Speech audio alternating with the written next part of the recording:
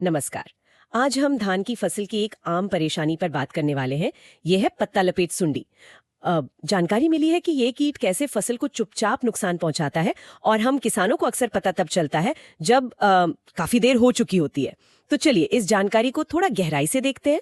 आज कोशिश रहेगी ये समझने की कि भाई इस कीट को पहचाने कैसे, इसके शुरुआती लक्षण क्या है, और अगर ये खेत में आ गया है या मतलब आने का डर है तो इसे ठीक से काबू में कैसे लाया जाए ताकि मेहनत और पैसा वो बेकार ना जाए।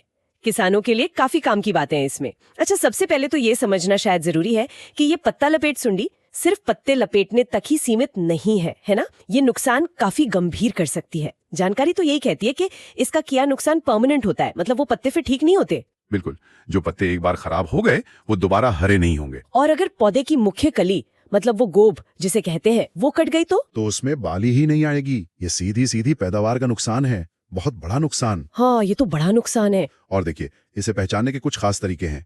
खेत में अगर आपको भूरे, सफेद या सुनहरे रंग की तितलियां दिखें तो समझिए ये पहला संकेत हो सकता है। तितलियां? हाँ, ये वयस्क कीट हैं। यही अंडे देती हैं।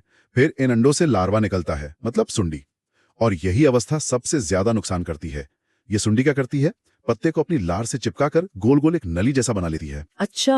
और उसके अंदर छुपकर पत्ते का हरा पदार्थ, वो जो क्लोरोफिल होता है ना, उसे खुरच खुरच कर खाती रहती है। ओह, इसीलिए पत्तों पर वो सफेद धारियां सी दिखने लगती हैं। बिल्कुल सही, वही सफेद धारियां इसका मुख्य लक्षण है। अच्छा, तो ये तितलियां ही मतलब असली खतरे की घंटी है। और जानकारी में एक और बात थी कि अगर पड़ोसी के खेत में ये कीट है तो अपने खेत को बचाना मुश्किल हो जाता है। ऐसा क्यों? हाँ, मुश्किल तो होता है क्योंकि ये वयस्क तितलियां वो बहुत आसानी से उड़कर एक खेत से दूसरे खेत तक पहुंच जाती हैं। तो अगर आसपास के खेतों में इसका असर दिख रहा है तो अपने खेत पर खास नजर रखनी ही होगी। मतलब संक्रमण फैलने में ज्यादा देर नहीं लगती। समझ गई। तो पहचान हो गई और फैलने का तरीका भी पता चल गया। अब सबसे जरूरी सवाल पर आते हैं, नियंत्रण। अगर ये कीट दिखने लगे या पड़ोस में खतरा लगे तो शुरुआती रोकथाम के लिए क्या करना चाहिए, खासकर जब फसल 25-30 दिन की हो, जैसा कि जानकारी में बताया गया है। हाँ, ये 25-30 दिन वाली अवस्था अहम है। अगर फसल इस स्टेज पर है या हमला अभी शुरू ही हुआ है, मतलब बहुत कम है, या सिर्फ बचाव करना है क्योंकि पड़ोस में कीट है, तो हल्के कीटनाशक इस्तेमाल करने की सलाह है। और खास तौर पर दानेदार कीटनाशक, मतलब जीआर फॉर्मुलेशन वाले, जो दाने के रूप में आते हैं। दानेदार, स्प्रे नहीं? नहीं, इस स्टेज पर दानेदार बेहतर बताए गए हैं। इन्हें खेत में छिड़कना होता है। जैसे पीआई इंडस्ट्रीज का वाइब्रेंट आता है, इसमें थायोसाइक्लम हाइड्रोजन ऑक्सलेट होता है। या फिर एफएमसी का फर्टेरा है, इसमें क्लोरेंट्रानिलिप्रोल 0.4% जीआर होता है। इसकी करीब 4 किलो मात्रा प्रति एकड़ लगती है। अच्छा। या फिर इसी टेक्निकल वाला, मतलब क्लोरेंट्रानिलिप्रोल वाला, किसी और अच्छी कंपनी का भी ले सकते हैं। एक और विकल्प है बायर का रीजेंट अल्ट्रा। इसमें फिप्रोनिल 0.6% जीआर होता है। तो इनमें से कोई एक चुन सकते हैं? हाँ, इनमें से कोई एक। और इनका फायदा यह है कि ये दानेदार हैं, तो इन्हें खाद वगैरह में मिलाकर आसानी से खेत में छिड़का जा सकता है। ठीक है, ये तो हुई शुरुआती या कम हमले की बात। लेकिन मान लीजिए मामला बढ़ गया हो, पत्ते ज्यादा सफेद दिख रहे हो, मतलब क्लोरोफिल काफी खा लिया गया हो, तब क्या करें? हाँ, वो स्थिति अलग है। अगर नुकसान ज्यादा दिख रहा है, पत्तियां ज्यादा सफेद हो गई हैं, तब ज्यादा असरदार, आप कह सकते हैं दोहरे एक्शन वाले कीटनाशक इस्तेमाल करने पड़ेंगे। इनमें अक्सर 2 अलग अलग तरह के टेक्निकल का मिश्रण होता है। ये कीट पर ज्यादा तेजी से और 2 तरफा असर करते हैं। अच्छा, दोहरे एक्शन वाले जैसे अडामा का एक प्रोडक्ट है फोर्पीडो।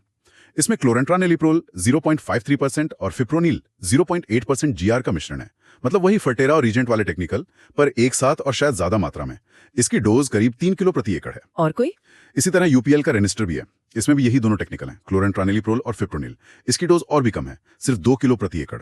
शायद इसमें टेक्निकल की मात्रा और ज्यादा होगी। ये तेज असर के लिए है जब संक्रमण ज्यादा हो। ये दवाएं तो ठीक हैं, पर इन्हें इस्तेमाल करने का सही तरीका क्या है?